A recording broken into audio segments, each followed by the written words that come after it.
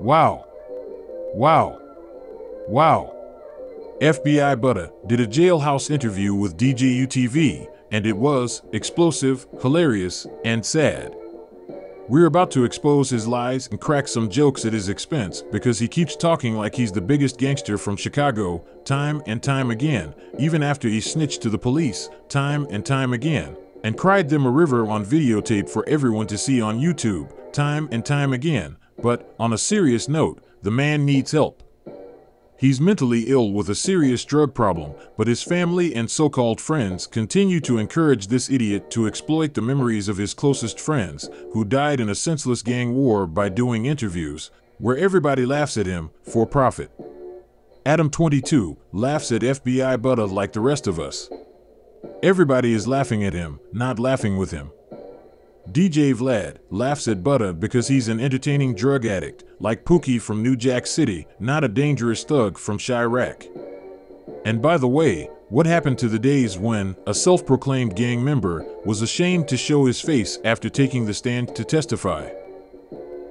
Adam 22 has repeatedly disrespected Butta for our amusement, and the crackhead fell asleep during an interview with DJ Vlad. No matter how many times Adam 22 flies drug-addicted, fake gangsta wannabe rat bastards from Chicago like Italian Beef and Pepsi or Snitches News out to Los Angeles for an interview and to rub baby oil on them, this network will continue to combat the narrative that most men in Chicago are anything like them. On today's show, we count down FBI Butta's 5 biggest lies and most outrageous allegations in his jailhouse interview with DJU. At number 5, Butta repeatedly claimed that he was confident that he was going to beat his criminal cases up, like he beat up King Von and Chief Keef when they were teenagers because he has a great lawyer. He may or may not have beat up famous rappers in high school. I wasn't there, so I can't say for sure, and who cares? That shit usually doesn't pay the bills unless you're a drug addict willing to shuck and jive for everybody's amusement. Night like I wish raindrops would fall. Night like this, I wish raindrops would fall. Night like this, I wish raindrops would fall. And as far as his claims to having a great lawyer with a plan to beat up the weapons charges pending against him, like Rocky, and return to the streets of Chicago are concerned, well, we all know that's a motherfucking lie because no lawyer, and I mean no lawyer, not even a bad one, would have allowed FBI Butta's dumb ass to do an interview on social media while awaiting trial on gun charges.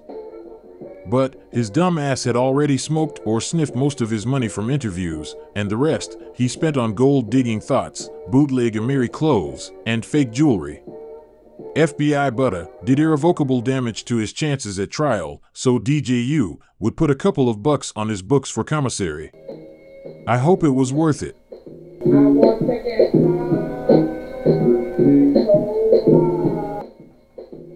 Thanks for joining the Cartoon News Network as we continue our series on snitches in Chicago with Ratatouille, How High, a jailhouse interview with Italian Beef and Pepsi, and 5 of his biggest lies. People be like, they made it start to be weird as hell on Twitter, on something like, how you sit down with a nigga who said, Miss Cloud, man, you sit down with that man, and y'all whole interview is about me. That's some fucking ass shit. I'm like, yeah, father, like, they made, you so coked out so man, that you ain't even paying attention, man. You burning real bridges on full grade, son. But that's it, that's look. Folks got to slow down on putting that Adderall and that cocaine in his nose on sugar, folks.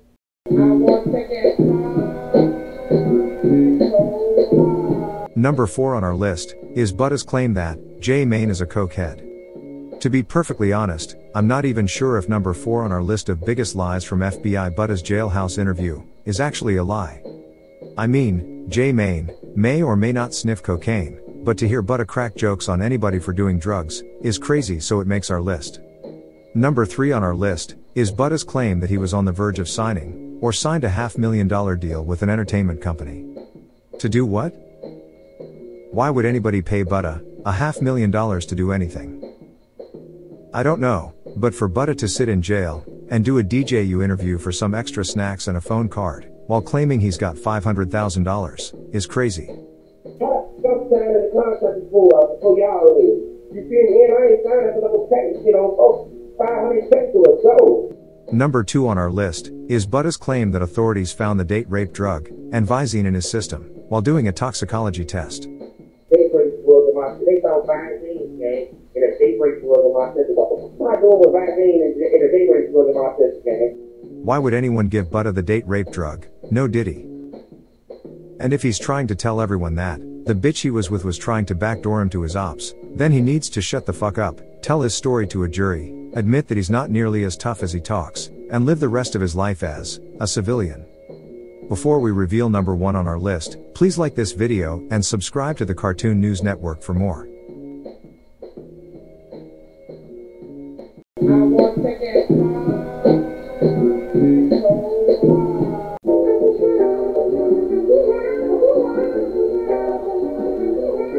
For those that don't know the details, Butta was arrested in a Chicago suburb after he crashed the whip and tried to run away.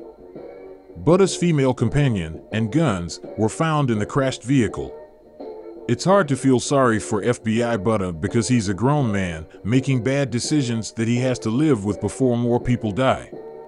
Butta always brags about how tough he is and how he likes to fight, but he is mentally ill, a drug addict, and often carries guns for protection. Can we all agree that it was only a matter of time before Butta hurt himself or someone else? Butta ain't built for jail. He's a crybaby criminal, but it's where he needs to be until he kicks his drug habit and receives psychiatric treatment. FBI Butta has repeatedly claimed that he's not a snitch because he only told on the dead. We all know that Lil J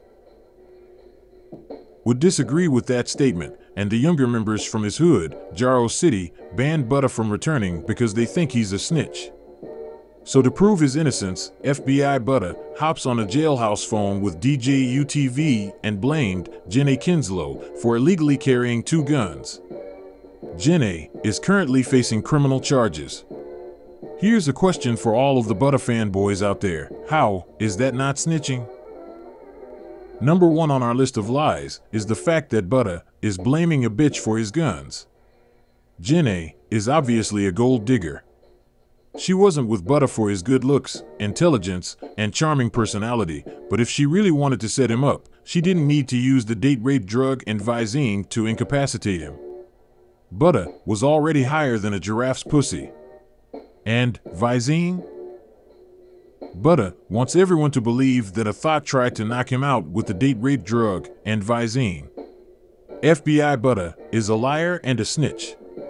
You know that Butta has taken the art of snitching to a new low when one of the biggest rats in Chicago gang history, SNITCHES News, tells Butta that he's wrong for snitching on a female.